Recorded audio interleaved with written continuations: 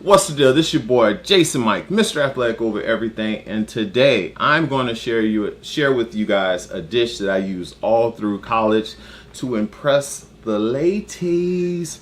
Yes, this was a dish that I used in the late 90s, early 2000s. Whenever I had women come over to the crib, I wanted to impress them, little wine and dine. Didn't really have a lot of money, but I was always able to use my resources very well. Back in the day, we used to go to Walmart and get the fried chicken and stuff like that. And one day I was like, I want to make an Italian dish. How should I go about doing it? And I was looking at parm dishes and stuff like that.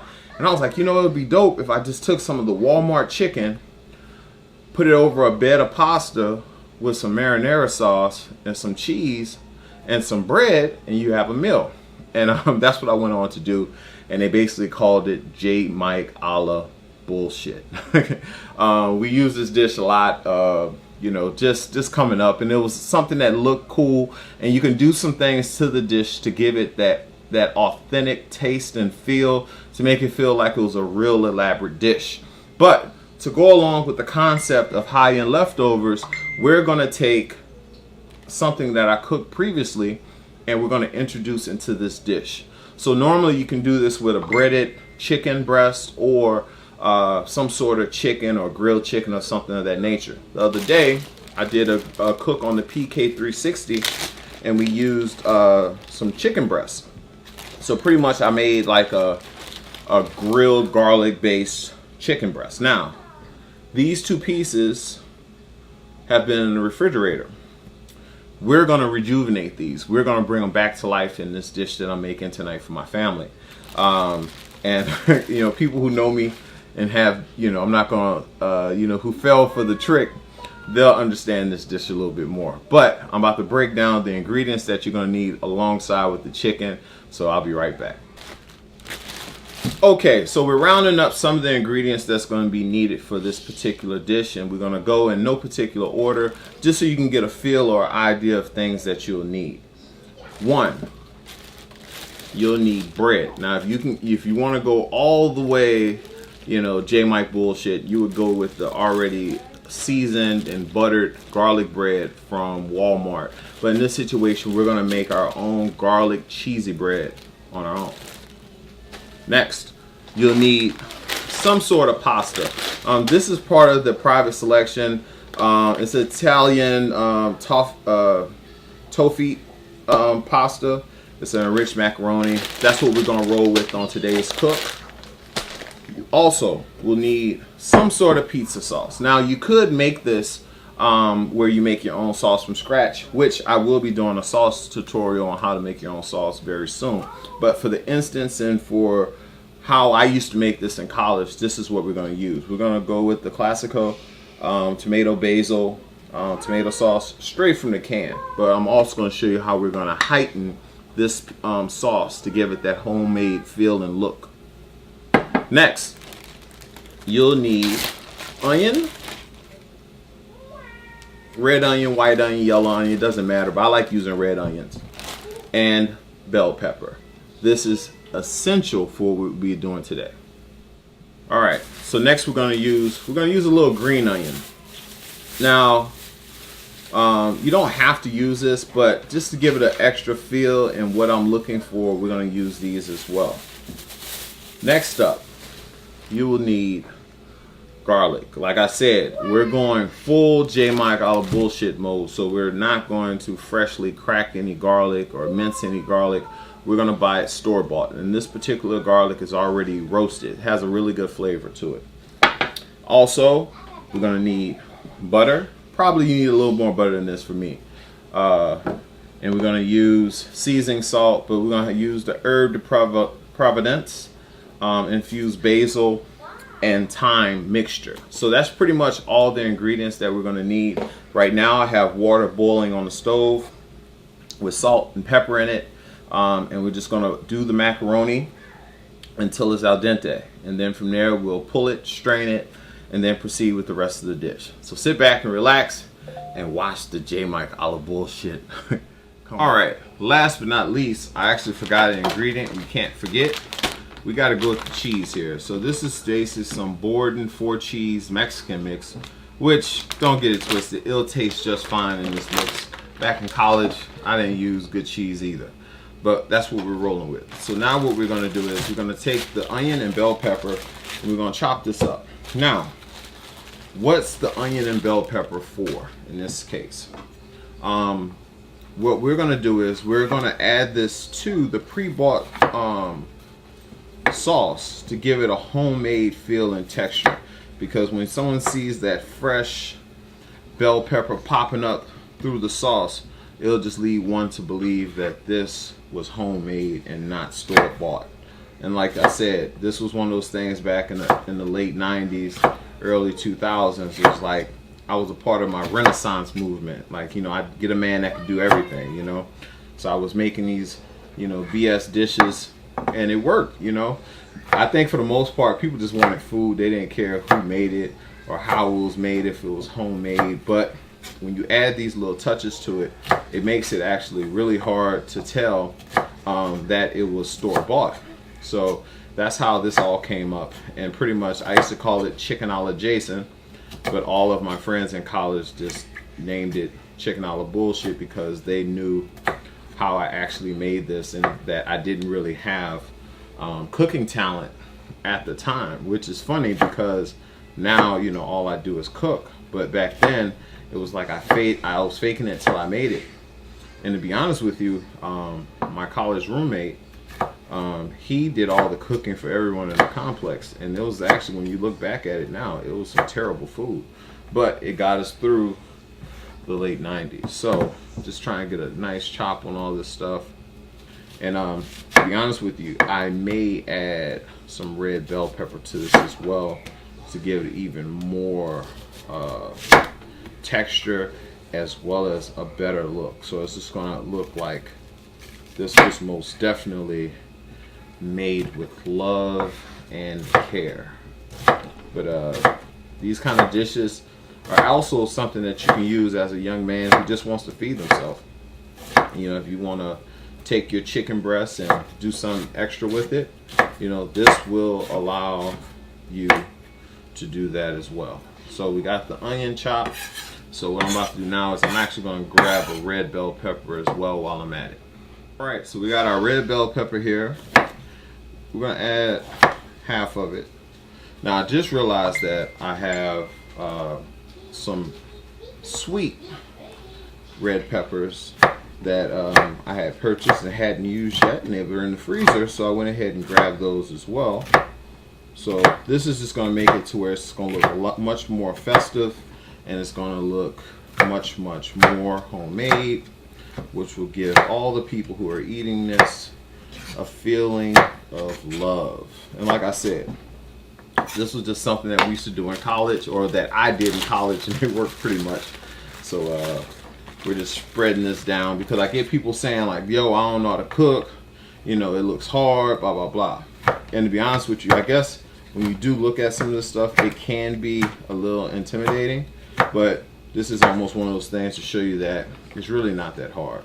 You know, you just have to make sure that you pay attention to what you're doing and you follow directions. And if you do that, you will have a successful cook.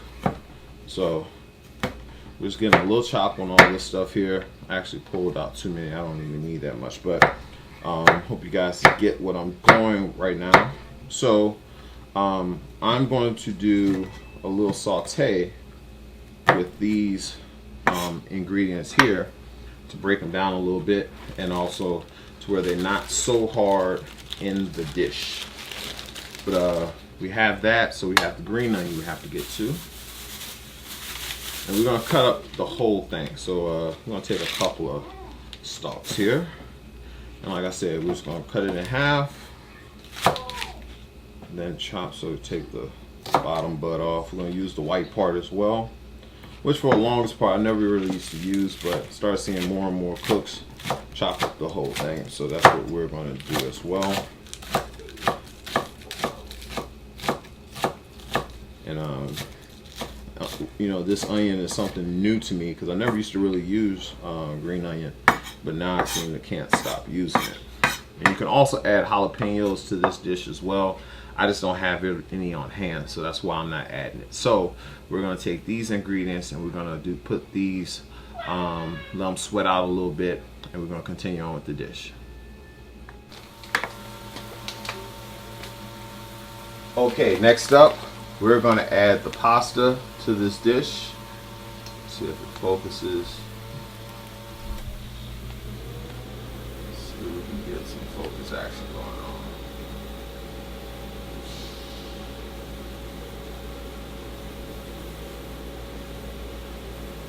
on. Alright, so we finally got the focus. Sorry, we're gonna add this pasta to the dish. The water is already at a boil. If I'm not mistaken, we're gonna cook this for about 11 minutes until al dente.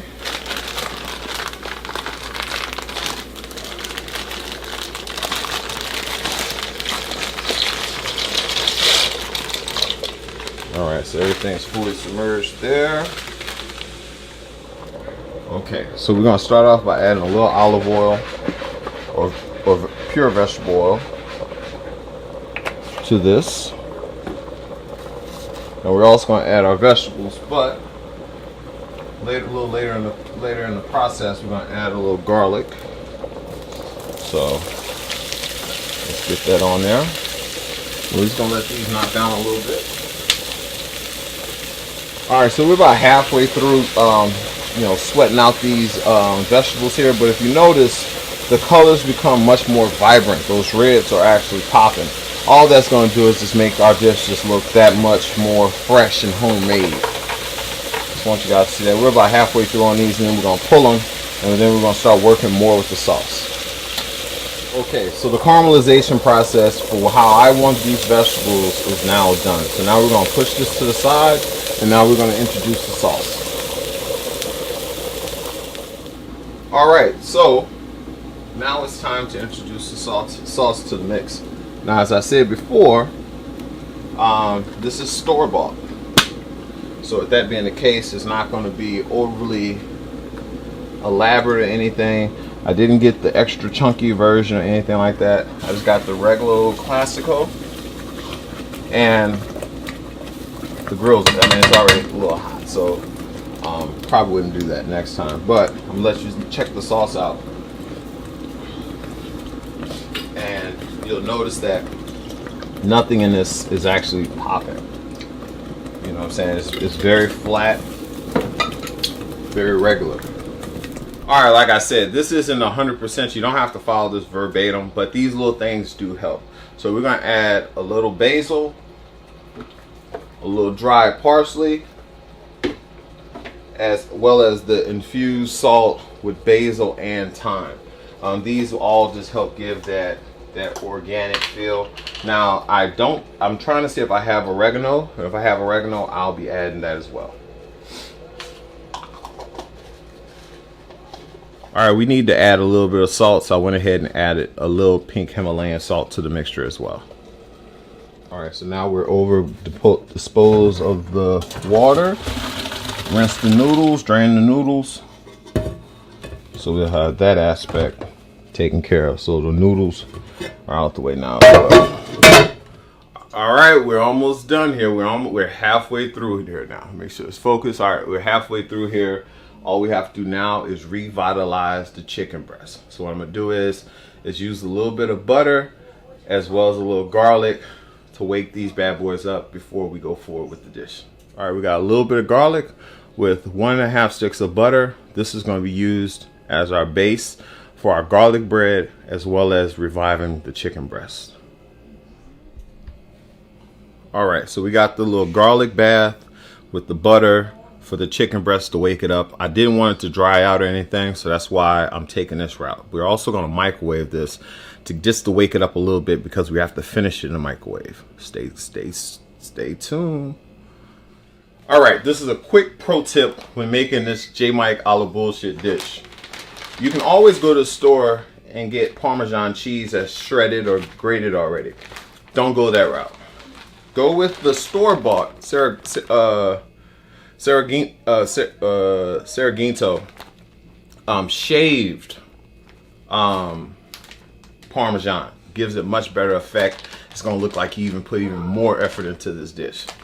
Write that down. Pro tip, shave Parmesan.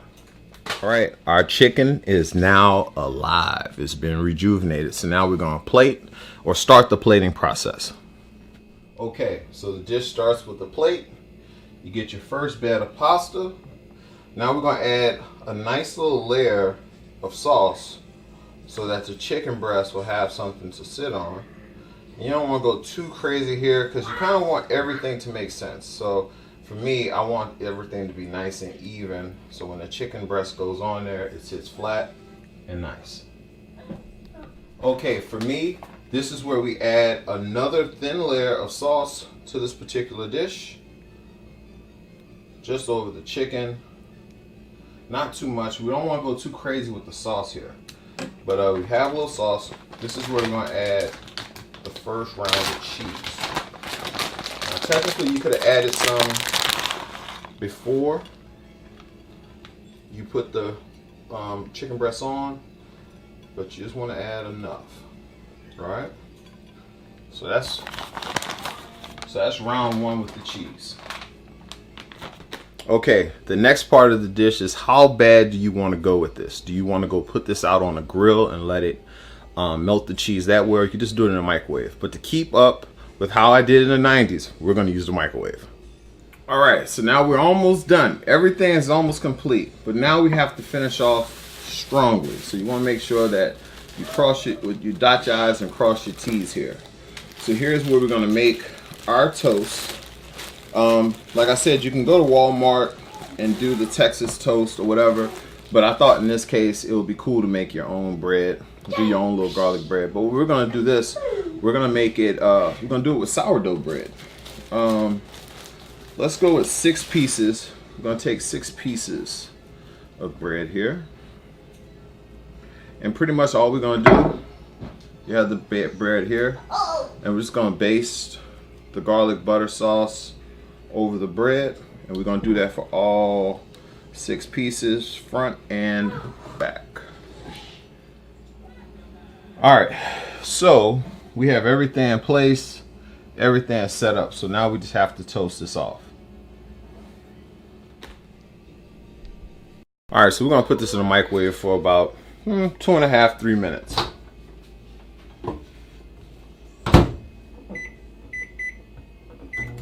And we'll be back and let you see how it looks. All right, and we are finished. Homemade garlic bread, well, the sauce anyway, with the cheese, chicken parm, grilled chicken parm. And this is just to give you a look at what it's gonna look like inside. I mean, this is nothing but the good stuff right here. So this came out really, really well. And that's pretty much it. So we were just about to do the plating. And see you guys next time for Adventures in Chicken Olive Bullshit or High-End Leftovers.